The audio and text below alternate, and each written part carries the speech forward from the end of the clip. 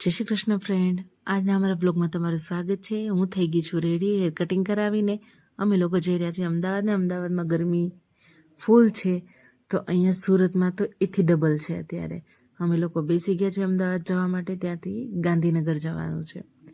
અને માનુષીની પણ બિચારી એટલી ખુશ થઈ ગઈ છે, કેમ કે અમે અંધારું કરી દીધું છે. અંધારું કર્યા પછી એને એમ થાય કે સુવાનો ટાઈમ થઈ ગયો છે, એટલે વધારે ખુશ થઈ ગઈ છે. અને અમદાવાદ જતાં જતાં રસ્તામાં વાવાઝોડું અને વરસાદ પણ થોડો થોડો ચાલુ થઈ ગયો હતો. જુઓ ફ્રેન્ડ, અને ઠંડો પવન પણ આવવા મળ્યો હતો. એટલે પછી અમને નીંદર આવી. ત્યાં સુધી કોઈને નીંદર પણ નહોતી આવી, એટલી ગરમી હતી. અને ત્યાંથી અમે ગાંધીનગર જતા રહ્યા. અને ગાંધીનગર અમે પહોંચ્યા પછી અમે ત્યાંથી વોશરૂમ ગોતવા માટે જતા રહ્યા. અને ત્યાં અમને કોઈએ વોશરૂમ યુઝ કરવા દીધું નથી. અમે કેટલા રખડ્યા છતાં અમને હોટેલમાં પણ ના પાડી દીધી અને બીજી જગ્યાએ પણ બ્લોક મારી દીધા. ત્યારે અમને એક અંકલે એક સરકારી પેન્ટ યુઝમાં અમને મોકલ્યા અને ત્યાંનું અમે વોશરૂમ યુઝ કર્યું. જુઓ ફ્રેન્ડ, પછી અમે નાસ્તો કરી લીધો, આલુ પરોઠા અને દહીં અને ચા. નાસ્તો કર્યા પછી અમે ગયા ત્યારે ખબર પડી કે અમારી ટ્રેન 2 કલાક લેટ છે. તો ત્યાંથી અમે દાંડીકુટી જતા રહ્યા. કે બધાએ એમ કીધું કે પાછળ દાંડીકુટીર બહુ સરસનો છે. તો તે અમે ડિસ્કશન કરી અને અમે બધા નહોતા ગયા. મારા જીજુને ત્યાં બેઠા ને અમે લેડીઝ છોકરાઓને લઈને જતા રહ્યા. તો દાંડીકુટીર પાસે જતાં અમને ખબર પડી કે 10 વાગે ખુલશે. 10 વાગ્યા પછી અમે લોકો ફ્રેન્ડ અંદર ગયા, પણ ત્યાં મેં જેટલા વિડીયો લીધા હતા એ બધા ડિલીટ કરી દીધા. કેમ કે આપણા ગાંધી બાપુ વિશે હતું બધું, તો બધું ડિલીટ કરી દીધું. મને એક પણ વિડીયો લેવા દીધો નહીં. એટલા માટે મેં તમને એ વિડીયો શેર નથી કર્યો, કેમ કે મારા વિડીયો ગેલેરીમાંથી ડિલીટ કરી દીધા અંદર જ. એટલા માટે અમે ત્યાંથી તે પછી ખબર પડી કે અમારી ટ્રેન 12 વાગે આવી ગઈ છે. ટ્રેનમાં બેઠા પછી અમે થેપલા, મરચાં એ બધું ખાધું, કેમ કે ગુજરાતીઓની બેગમાં થેપલા ન નીકળે તો એ ગુજરાતી કહેવાય જ નહીં.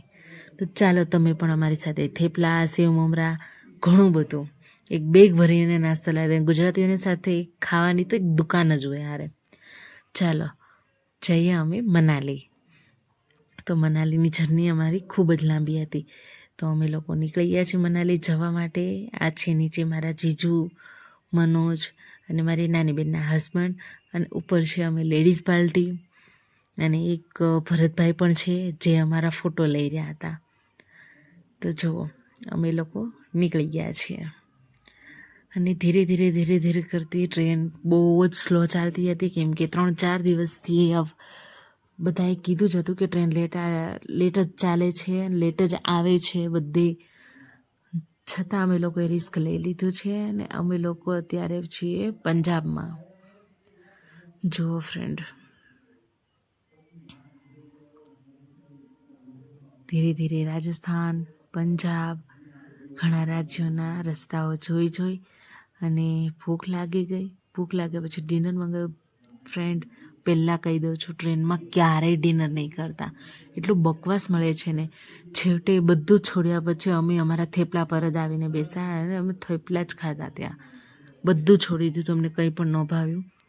અને ચલો ફ્રેન્ડ, અમે નીકળી ગયા છીએ. અમારે જવાનું છે ચંડીગઢ.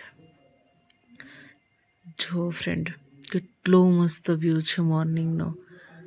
તમે કહો આ જગ્યા ક્યાં છે? અમે લોકો ટ્રેનમાં છીએ, મને પાકી ખબર નથી. જો ફ્રેન્ડ, અમે પહોંચી ગયા છીએ રેલવે સ્ટેશન. આ કયું સ્ટેશન છે? અંબાલા. ત્યાં બધાએ નાસ્તો કર્યો. અમે અમારા ઘરનો જ નાસ્તો કર્યો, બહારથી નાસ્તો નહોતો લીધો એકવાર પણ. તો ચાલો ફ્રેન્ડ, આ છે પંજાબના ખેતરોની શેર. અને પંજાબના ખેતરો જોવાની એટલી મજા આવી, કેમ કે સનફ્લાવરના એટલા મસ્ત ફૂલ હતા. તમને એક ફૂલ પણ તોડીને અમે બતાવશું હમણાં, કેમ કે મારા હસબન્ડને એ લોકો નીચે ઉતર્યા હતા તો એક ફૂલ તોડીને હતા. બધું સનફ્લાવરના જ ખેતર છે બધા. અને એટલા મસ્ત યલો દેખાતા હતા અને કેટલા મોટા ફૂલ છે સનફ્લાવરના.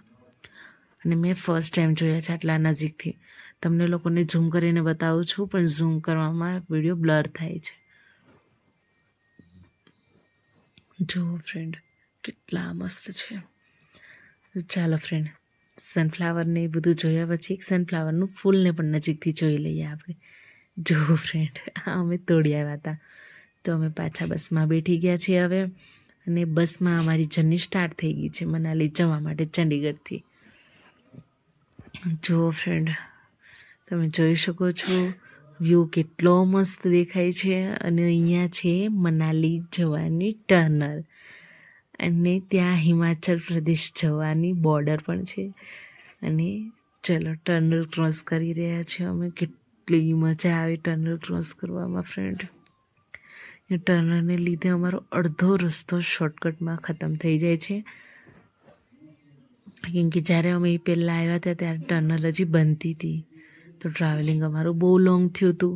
અને આ વખતે આવ્યા તો ટ્રાવેલિંગ લોંગ તો થયું, પણ એમ શોર્ટમાં થયું કે અડધો રસ્તો અમારો ટનલને લીધે શોર્ટ થઈ ગયો. જુઓ ફ્રેન્ડ, આ વ્યૂ માટે તો આપણે હિમાચલ આવીએ છીએ.